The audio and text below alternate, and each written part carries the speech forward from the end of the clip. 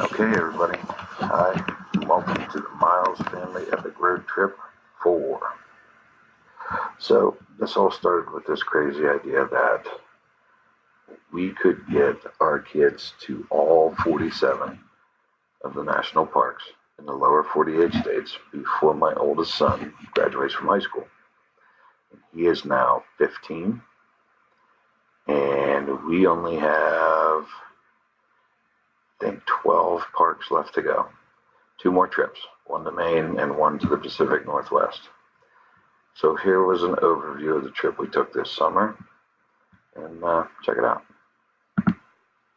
So, day 1. We left on a Sunday at 1 in the morning, so we could get to Mammoth Cave right when they opened at 9 a.m., which is actually in the central time zone, so we had an extra hour to play with. We then took off to Mammoth Hot Springs in Arkansas. As you can see, we have a thing about getting our picture taken at the sign. And we ended our day in Texarkana on the Arkansas-Texas border. It was day 1. Day 2. Texas is a long ways across, but we made it across in one day. We made it to Big Bend National Park.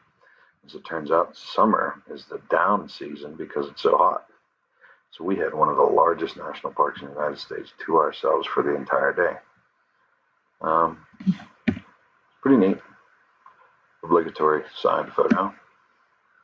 And can't actually see me, I'm just down to the left, but I did possibly wade across the Rio Grande into Mexico and back without my passport. Day 3, traveled north out of Big Bend and started in Guadalupe Mountains National Park. Pretty cool place. Not a big national park, but some neat history, and it sits right on the border of Central and the Mountain Time Zone. So depending on which visitor center you're at, depends on what time you get there. So we got there about an hour before it closed and didn't have a lot of time at the visitor center. But we did do Carlsbad Caverns. Fantastic. Carlsbad is definitely the best cave park. We've been to Wind Cave and Mammoth, and I like Carlsbad the best. This was kind of concerning. We ended our day at White Sands National Monument. Pretty awesome. Giant white sand bluffs, and pretty cool day. We traveled about 2 hours past White Sands and stayed on our way on day 4 to Chiricahua National Monument. This was neat because if you're a fan of Tombstone at all, Johnny Ringo's grave is right here, and this is actually the Oak Canyon where the showdown occurred. We did visit Tombstone, checked out the old West Town, kids like that. And then on for the evening stop at Saguaro National Park. And this kind of reminded me of a go-kart track. This was all paved roads inside a very small area inside the edge of town that you just kind of drove through. We didn't stay a long time, but we did get some cool sunset photos. All right, where are we at? Day 5. We made it to Joshua Tree National Park. Our signed photo. The southern end is really hot, like Sonoran Desert type deal. There's some awesome rock formations, and you can see the Joshua trees are pretty cool. And we spent the entire day there, touring around, and we spent the night there. Slept under the stars in our hammocks, and it was a great rest after getting basically the whole way across the country.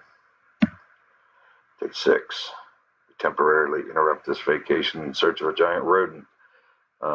They did not know we were stopping there, so it was kind of a surprise for them.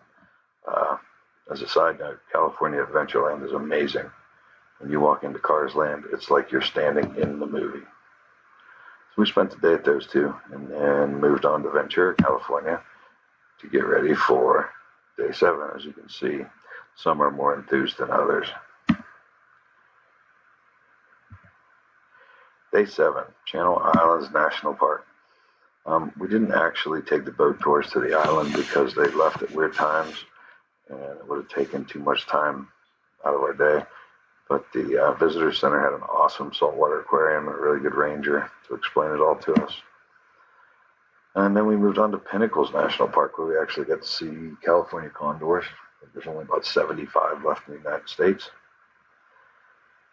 And drove on north to get ready for our next day, day 8. So you can see we did Sequoia National Park. They got a pretty cool sign. Found some big trees. Found some more big trees. And Kings Canyon Park is actually attached to it. Kings Canyon was really beautiful, but it's also really remote and hard to get to, and I'm afraid a lot of people don't visit it just because it takes so long to drive back into it.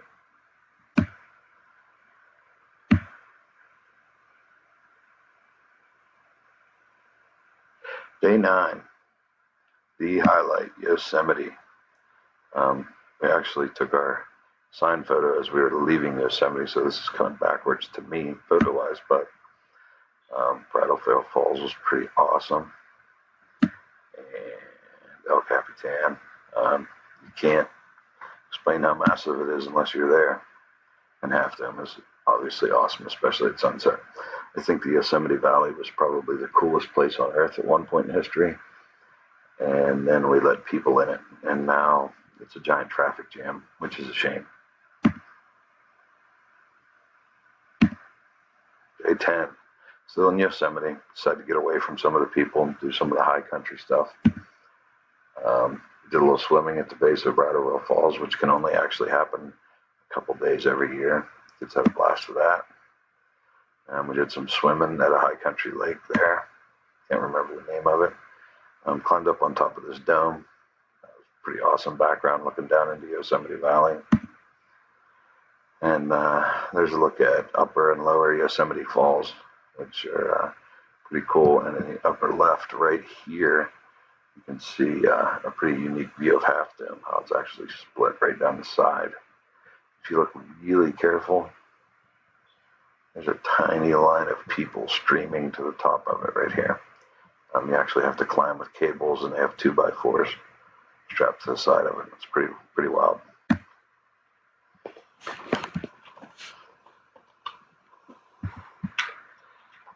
We did camp at Yosemite. Decided to drive out that night to get a head start on our rest of our trip. Drove down into Nevada and Death Valley. Obligatory sign photo. As you can see, not a lot there. This is getting out towards the salt flats where you see them, where they test the cars and race the cars and so forth. Pretty strange to see a sign that you're 100 feet below sea level. And it was kind of warm. We actually put up to 124 at one point. And this one here decided he was going to run on the sand with no shoes on. It was great for about 4 steps. And then got kind of painful for him. So I get my Parent of the Year award for that. We left Death Valley, drove across Nevada into Utah. The one park in southern Utah we hadn't been to was Zion. Zion was pretty amazing, but we were getting pretty worn out at this point too. Did our sign photo. You can see Jack is thrilled. Some really awesome color in the rocks, and the light wasn't great in this one. We were getting peaks of it here. But cool rock formations carved out by water. That one kind of reminded me of a bear paw. And then we found some swimming holes. And these were up at the base of streams up in these slot canyons. The water was crystal clear. A lot of fun, really kind of a cool end towards our trip. And the last hike we did was up this slot canyon at the very end of Zion. And we hiked probably 1.5 miles, 2 miles up this stream, well beyond where all these people are at. And the kids swam and carried on. And it's pretty neat. Day 13. We left Zion at 6 o'clock on, or 7 o'clock on Thursday night, and that was mountain time, and started driving, and I kept driving, and pretty soon it was morning, so I let my wife drive, And so for day 13, I slept and she drove. And then the night of day 13, I started driving again. And all our wonderful highway photos. And on day 14, we were back home in western Pennsylvania. 15 national parks, 3 national monuments, Disneyland, Tombstone, 13 and a half days, 7,368.0 miles. It was a fun trip. I hope you guys had a cool time checking it out with me. And that's it. Thanks for watching.